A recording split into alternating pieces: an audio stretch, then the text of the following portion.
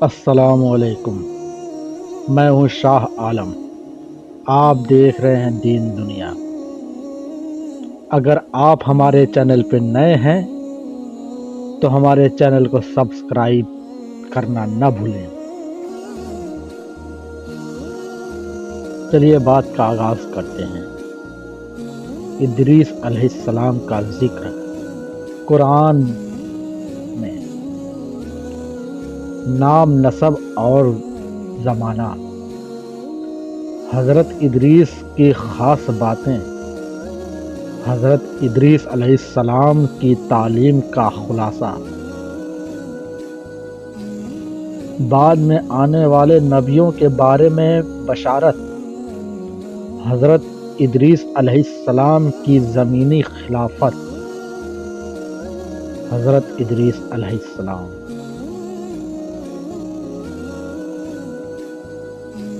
حضرت ادریس علیہ السلام کی نصیحتیں۔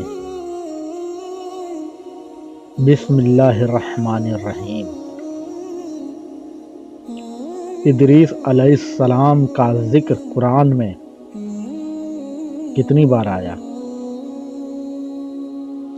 حضرت ادریس علیہ السلام کا ذکر قرآن میں صرف 2 جگہ آیا ہے، سورہ مریم میں اور سورہ انبیاء میں۔ اور یاد کرو، قرآن میں ادریس کو بلا شبہ وہ سچے نبی تھے اور بلند کیا ہے ہم نے ان کا مقام۔ سورہ مریم رکوع 19-56۔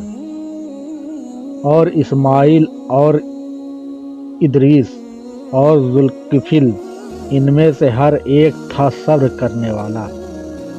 سورہ انبیاء 21 اور 85۔ نام، نسب اور زمانہ۔ حضرت ادریس علیہ السلام کے نام، نسب اور زمانے کے بارے میں تاریخ لکھنے والوں کا سخت اختلافات ہے، اور تمام اختلافی وجہوں کو سامنے رکھنے کے بعد بھی کوئی آخری یا ترجیح دینے والا رائے قائم نہیں کی جا سکتی۔ وجہ یہ ہے کہ قرآن کریم نے تو رشد و ہدایت کے اپنے مقصد کے پیش نظر تاریخ بحث سے جدا ہو کر صرف ان کی نبوت کے رتبے کی بلندی اور ان کی اونچی صفتوں کا ذکر کیا ہے، اور اسی طرح حدیث کی روایتیں بھی اس سے آگے نہیں جاتی۔ اس لیے اس سلسلے میں جو کچھ بھی ہے وہ اسرائیل روایتوں میں ہے، اور وہ بھی آپسی ٹکراؤ اور اختلافات سے بھری ہوئی ہے۔ اسی لیے تھوڑے سے لکھنے کے پیش نظر ان دور دراز سے لائی گئی بحثوں سے بچنے کی کوشش کی جا رہی ہے۔ ایک جماعت کا یہ خیال ہے کہ حضرت ادریس علیہ السلام کابل میں پیدا ہوئے اور وہیں پلے بڑھے۔ عمر کی شروعاتی دنوں میں انہوں نے حضرت شیث بن آدم علیہ السلام سے علم حاصل کیا۔ بہرحال جب ادریس علیہ السلام خود سے سوچنے سمجھنے کی عمر کو پہنچے تو اللہ نے ان کو نبوت سے سرفراز فرمایا۔ تب انہوں نے شریروں، بدماشوں اور فسادیوں کے لیے رائے حق سے ہدایت کی تبلیغ شروع کی، پر فسادیوں نے ان کی ایک بات نہ سنی اور حضرت آدم و شیث علیہ السلام کی شریعت کے مخالف ہو رہے۔ البتہ ایک چھوٹی سی جماعت ضرور مسلمان ہو گئی۔ حضرت ادریس علیہ السلام نے جب یہ رنگ دیکھا تو وہاں سے ہجرت کا ارادہ کیا اور اپنے ماننے والوں کو ہجرت کرنے کے لیے کہا۔ ادریس علیہ السلام کی پیروی کرنے والوں نے جب یہ سنا تو ان کو وطن کا چھوڑنا بہت مشکل گزرا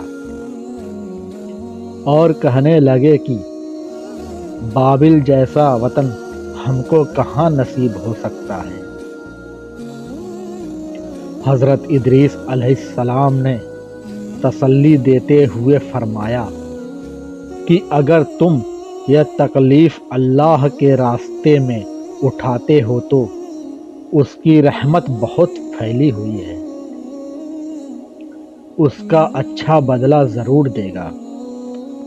وہ ہمت نہ ہارو، بس ہمت نہ ہارو اور اللہ کے حکم کے آگے سر کو جھکا دو۔ مسلمانوں کی رضامندی کے بعد حضرت ادریس اور ان کی جماعت مصر کی طرف ہجرت کر گئی اور نیل ندی کے کنارے ایک اچھی جگہ چن کے سکونت اپنا لی۔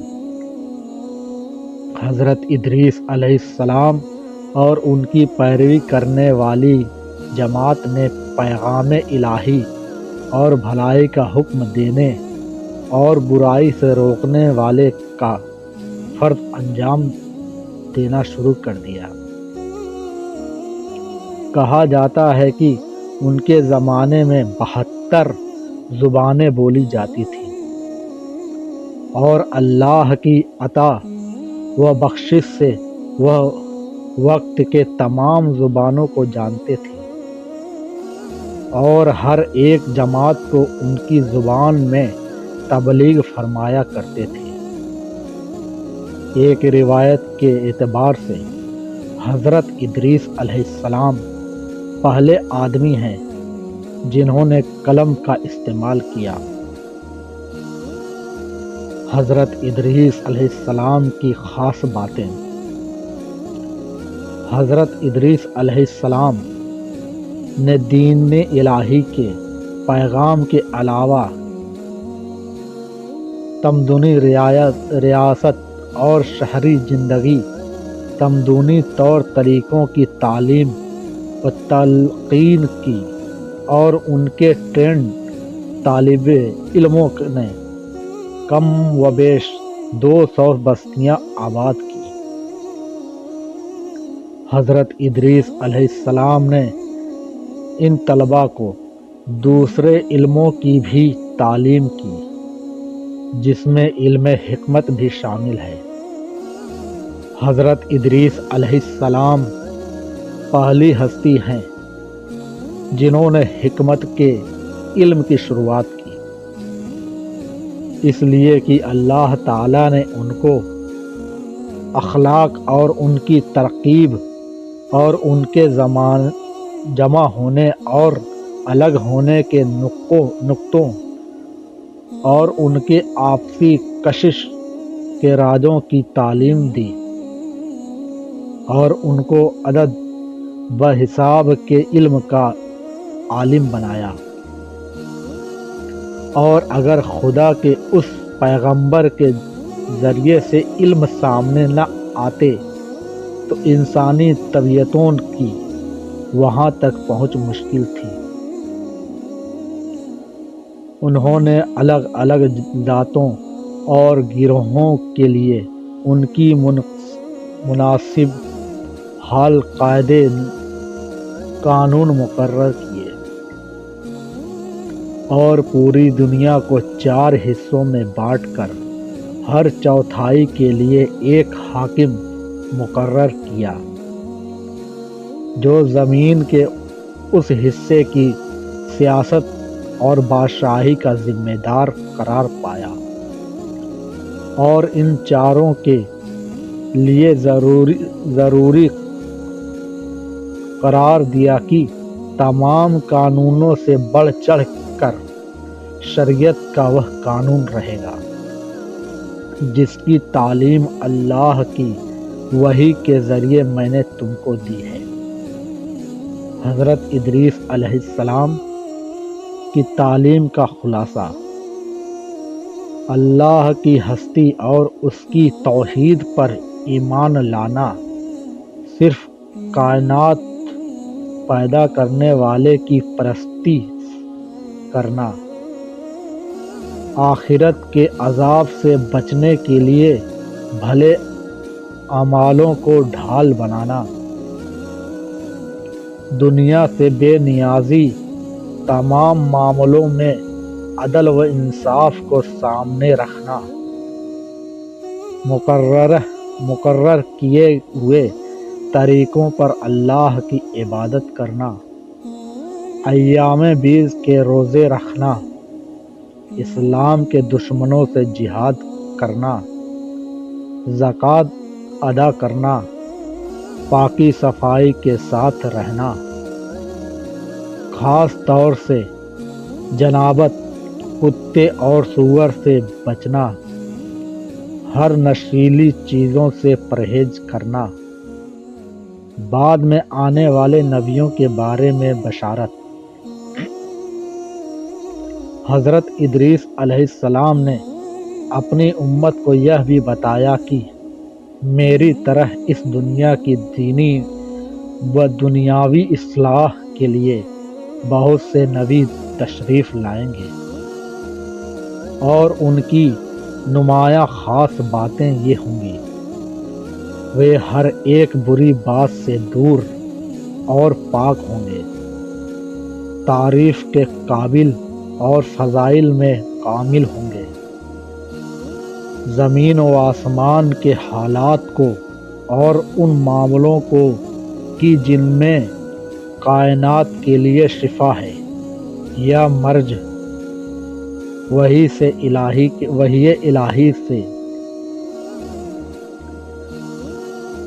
الہی کے ذریعے اس طرح جانتے ہوں گے کہ کوئی مانگنے والا بھوکا پیاسا نہ رہے گا، وہ دعاؤں کو دینے والے ہوں گے، ان کے مذہب کی دعوت کا خلاصہ کائنات کی اصلاح ہوگا۔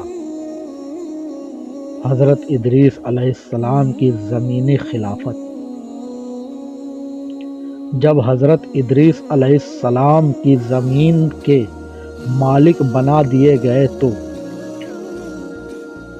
انہوں نے علم و عمل کے اعتبار سے اللہ کی مخلوق کو 3 طبقوں میں بانٹ دیا: کاہن، بادشاہ، رعایا یعنی پرجا، اور ترتیب کے اعتبار سے ان کے درجے طے کیے۔ کاہن سب سے پہلا اور اونچا درجہ قرار پایا، اس لیے کہ وہ اللہ تعالیٰ کے سامنے اپنے نفس کے علاوہ بادشاہ اور رعایا کے معاملوں میں بھی جواب دہ ہے۔ بادشاہ کا دوسرا درجہ رکھا گیا، اس لیے کہ وہ نفس اور راج کے معاملوں کے بارے میں جواب دہ ہے، اور رعایا صرف اپنے نفس کے لیے جواب دہ ہے، اس لیے وہ تیسرے طبقے میں شامل ہے۔ لیکن یہ طبقے ذمہ داریوں کے اعتبار سے تھے، نسل و خاندان کے اختیاروں کے اعتبار سے نہیں۔ حضرت ادریس علیہ السلام اللہ تعالیٰ تک جانے تک شریعت اور سیاست کے انہی قانونوں کے تبلیغ فرماتے رہے۔ حضرت ادریس علیہ السلام کی نصیحتیں: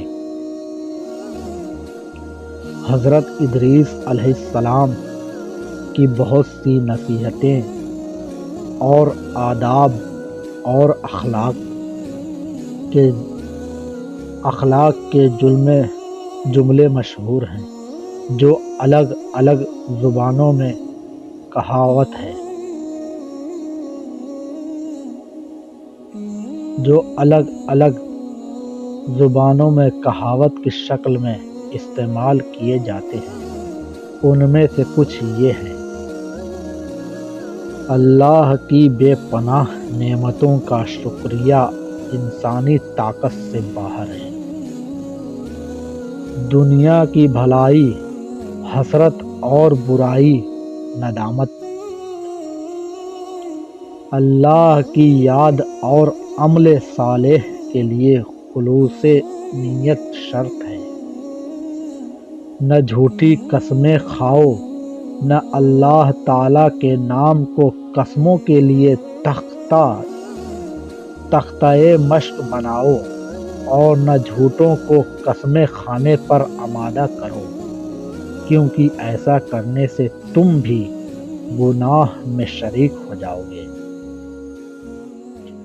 اپنے بادشاہوں کی جو کہ پیغمبر کی طرف سے شریعت کے حکموں کے نافذ کرنے کے لیے مقرر کیے جاتے ہیں اطاعت کرو، اور اپنے بڑوں کے سامنے پست رہو، اور ہر وقت اللہ کی تعریف میں اپنی زبان کو تر رکھو، کہنے سننے میں جو غلطی ہو اللہ معاف کرے، آمین۔ دوستوں، اگر ہمارا ویڈیو آپ کو پسند آیا تو سبسکرائب ضرور کریں۔ اللہ حافظ۔